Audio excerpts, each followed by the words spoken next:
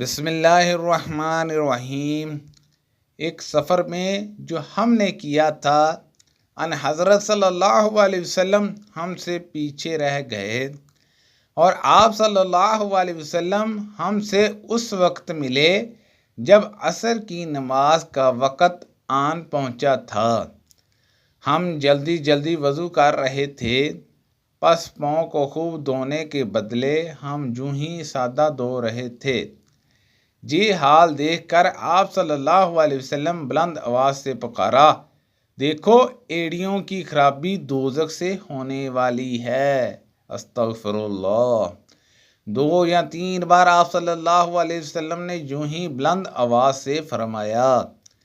ان حضرت صلی اللہ علیہ وسلم نے فرمایا، درختوں میں ایک درخت ایسا ہے کہ اس کے پتے نہیں جھڑتے، اور مسلمان کی